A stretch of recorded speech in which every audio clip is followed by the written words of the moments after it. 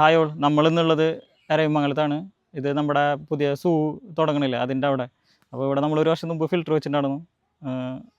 അപ്പോൾ ഈ കസ്റ്റമറുടെ അഭിപ്രായം അറിയാൻ വേണ്ടിയിട്ടും ഫിൽറ്റർ ഇങ്ങനെ വർക്ക് ചെയ്യണമെന്ന് അറിയാൻ വേണ്ടിയിട്ടാണ് നമ്മളത് വെച്ചതിന് ശേഷം ആദ്യമായിട്ടാണ് ഇങ്ങോട്ട് വരുന്നത്. അപ്പോൾ നമുക്ക് ഇതിൻ്റെ വീഡിയോയിലേക്ക് പോവാം.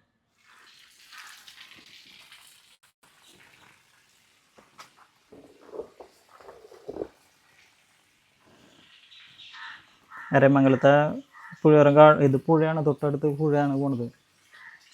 അപ്പോൾ വെള്ളത്തിൻ്റെ അവസ്ഥ ഇതാണ്.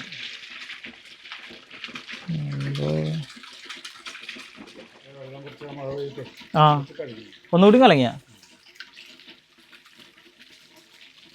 പറയുമ്പോൾ ഇവിടെ നിന്നാണുള്ള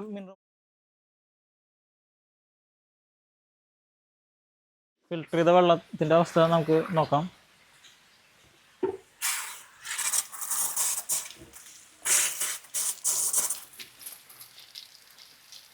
ഒരു വർഷം കഴിഞ്ഞിട്ട് വെച്ചിട്ട് ഇതിപ്പോൾ നമ്മൾ ഫിൽറ്റർ ചെയ്ത വെള്ളത്തിൻ്റെ ഔട്ട് എടുക്കുന്നതാണ്.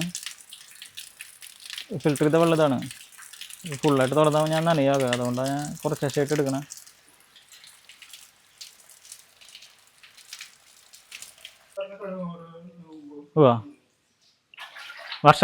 മഴ പെയ്യുമ്പോഴാണോ കലങ്ങണ കൂടുതലായിട്ട്?